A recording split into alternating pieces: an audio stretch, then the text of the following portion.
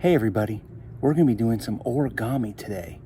A lot of traditional origami represents the creatures we see every day around us. There are many plants, animals, and even bugs that you can create with origami. We're going to try one of those today. We're going to be making an origami bird. To make our origami bird, you're going to need a square piece of paper. You might also need colors at the end to decorate your bird. Let's get started. The first thing we're going to do is we're going to fold this square in half to make a triangle. And the way we do that, I'm going to take the top corner and bring it down to the bottom corner. And then create a crease right along the edge. Make sure that you press firmly on all your creases. That will help to keep the origami piece holding the shape that you want it to. It won't want to unfold because you've creased it tightly. Now we're going to go ahead and open this back up. So we've created a line through the middle of the square.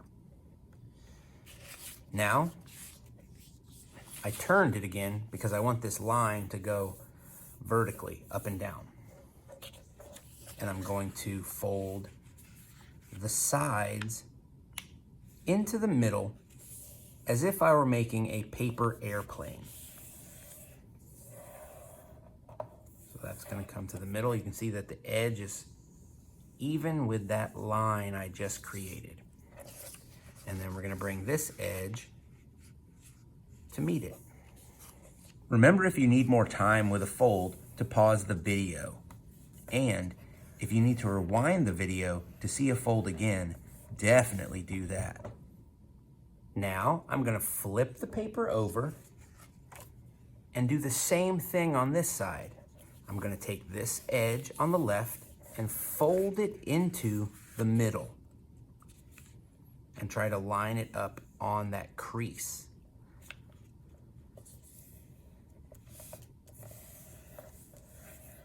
And then I'm going to do the same thing with the other side. They meet in the middle. Try to be really gentle with the tip, because it can get bent very easily. All right. Now we're going to fold the thin point up or down. I'm actually folding it down to the opposite side. And since the paper has been folded a few times, it's a little bit harder to crease. So you just got to do it carefully. And you might have to, like you can see, I'm working my way to the end there so that it's as neat as I can get it. And sometimes the paper bunches up a little bit, so you want to be really careful with that. All right, and I'm pressing on that crease. Because the paper's thicker, I'm taking a little bit more time to press on it. All right, so now we're going to fold the thin point again, and we're going to fold just a little bit down. So this is going to be the head of your bird. The thin point is the beak, which is why we wanted to take extra care of it. We didn't want a crooked, bent beak, unless you did. So now we're going to fold the head down. And you can determine how big the head is going to be. I wouldn't make it too large, but you do have a little bit of decision making. It could have a long beak or a short beak. But again, I wouldn't make it crazy long because that might make it hard to balance and it might fall over. All right, so now we're going to fold the entire thing in half very carefully because there's lots of layers of paper here. We're going to fold the entire piece in half with the head on the outside. See, if I folded it the other way, the head would be on the inside. We don't want that. We want the head on the outside. All right, so now I'm going to take the neck, so you can kind of tell which parts of the bird we have now.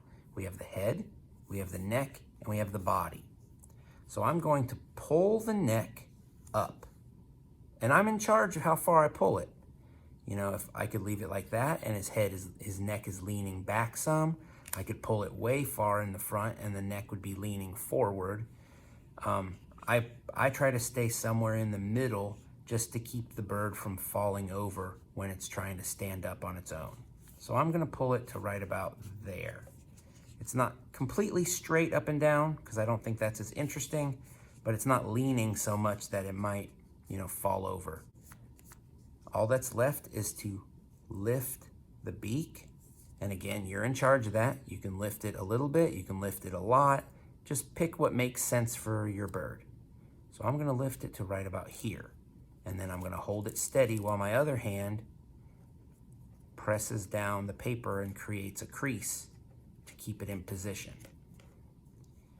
And there it is. So now we can open this up a little bit and our bird will actually stand and balance on the table. Now that our bird is finished, it's time to decorate it. You could look at pictures of real birds and try to make a realistic bird, or you could design and decorate the bird in your own creative way.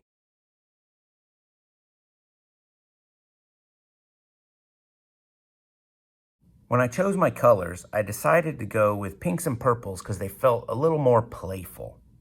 Whenever I color origami, I like to unfold the paper to make sure that I can get the colors in all of the spaces.